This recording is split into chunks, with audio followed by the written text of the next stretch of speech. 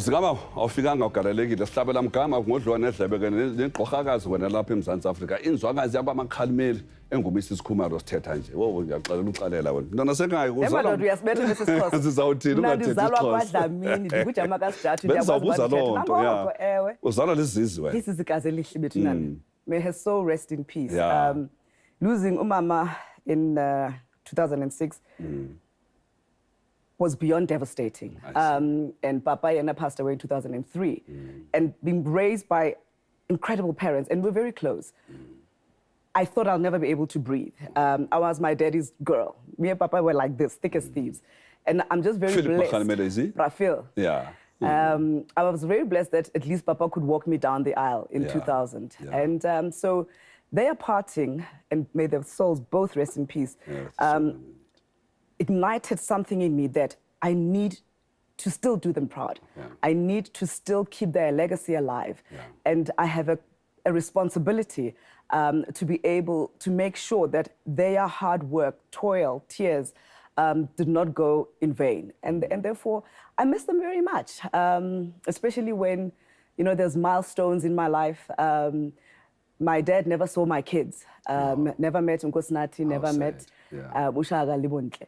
But at least Mutere managed to see, we used to call Mama Mutere. Mutere then at least met Nati. But speaking of which, and I'm sorry to disturb you, you've also had a much publicized failed pregnancy at some point. I can't remember whether it was 2007 or thereabouts. Quite right. Yes. And now you juxtapose that with the loss of your parents. And I want to get a sense of how does Basetsana Kumalo deal with loss, personal loss at that level? Loss is very gut-wrenching. I went into a very dark place. I actually got, you know, quite depressed from losing my parents. And in 2007, December, I was 20 weeks pregnant with twins. And we lost. It with twins? It was with twins. And we lost the twins. And Doc, actually between 2007 and 2012, the birth of Ushaga, I've had 8 miscarriages. Is that so? Yeah, I've had 8 miscarriages. Yeah. This has never been said publicly, so... You family, so I can talk to you. Okay, thank you, my dear. Thank you for the honor. Yes. And so I've lived with loss and I've dealt with loss and I've allowed myself to mourn. And because there's no manuscript on how to mourn. Often people would mean well and say, you know what, at least you were old, at least you were married. But they were the only parents I had. Yeah. So, you know, I wanted to be able to mourn them the way that I knew how. That was, you know, presented to me every single day. I mean, some days were better than others. Some days were darker than others. Some days I would just break down and cry. And so when I lost my, you know, babies over the, you know, 5-year period between 2007 and 2012, it's only through grace. I'm very, very, you know, open about who my maker is and where I draw my strength from. And it was really largely through the prayers of the women that I'm surrounded with, my walk with Christ, that really pulled me out of that. But I never lost hope because I'm a believer. And it says the just shall live by faith. Yeah. And so I never, ever, first of all, asked myself, why me? Why not me? Whose mother, whose wife should journey in those darkest of valleys, deepest of valleys. But also equally so, I had to believe that there was going to be the light at the end of the tunnel. I've always wanted many children. I actually wanted 5. Okay. And I've always battled to fall pregnant. I mean, when we got married in 2000, Nati was only born in 2005. And so my heart always goes out to women who struggle to conceive, women who lose babies, you know, and there was never any medical reason why I couldn't be able to carry to term. But by the divine grace, I'm blessed with a tribe, #tribe. Well, you know, I know you talk ever so proudly about the tribe, but one of the reasons why you are here is to actually give South Africans a glimpse of who the real person is. And also to suggest that you've also, as I said in your introduction, you've had your own health challenges. And some of them I'm hearing for the first time about this morning. I mean, I didn't realize that you battled so much. Even when you had Nkosinathi, that's a big boy. He only came into our lives in 2005. You had battled, you know, along the line. And after between Nkosinathi and Shaga, I mean, you had so many miscarriages. And I mean, you kept such a straight face. I mean, many people would not have told or would not have even thought that you're experiencing these kind of problems. And you are suggesting that your spirituality, to a large extent, I mean, assisted you in dealing with it. But I'm sure that is not about the only thing. Your husband, your family members, your sisters, and what role did they play in ensuring that, but particularly because there was no medical reason why you are battling, to keep on trying? My husband held my hand through the journey, and he always used to say, we should never give up. God knows our hearts, and because we're both believers, he says he will grant us the desires of our hearts in his own perfect timing. My sisters, I mean, Lerato Liniko, just extraordinary. You know, my spiritual, you know, father, Pastor Ray, and many other men and women of God that I've walked this journey of life with, really just made me believe. But at the time, you know, when you're hurting, you don't necessarily want to talk about it. Yes. I just wanted to be left alone. I wanted to deal with it my own way, or the only way I knew how.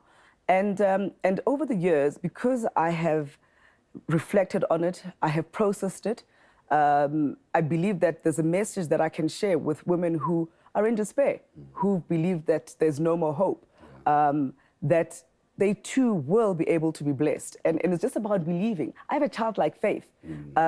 Just like I know, you know, tomorrow the sun will shine. That's what I live by. But there were times where I didn't want to get out of bed. I didn't want to eat. There were times where, I mean, my sister Johanna used to say, if I come to your house and you're still wearing that same tracksuit, you're ruining my family name. You know, and my sister's about fabulosity. She says, I don't want to see you in this tracksuit 5 days in a row. The days where I didn't feel like getting into a shower because I was just so broken. Did you see a shrink at any point? Or I did go for counseling. Yeah. I did go for counseling probably for about, I don't know, 3-4 months. Yeah. But I did not want to be put on medication. Yeah. I wanted to feel every emotion so that I could walk and work through it. I see. I didn't want to numb it. I wanted, yes, to get to a place of being well, where it was well with my soul. But it was going to be a journey, and I needed to feel every emotion and allow myself to get to the other side. And by the divine grace of God, when I turned 40, I woke up and I was pregnant. 40 and fabulous. And Bonita came into the picture. And we'll talk about the little girl and the difference that she's made. But let's talk about your weight now, and particularly the story around liposuction. Now you have a platform today. I mean, that's what I like about you.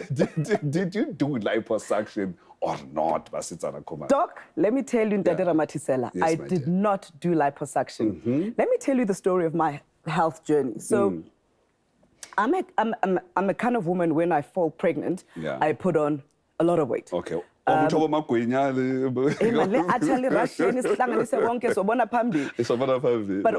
I breastfeed my kids for a full year. And so I'm not the lucky one. Such a beautiful thing.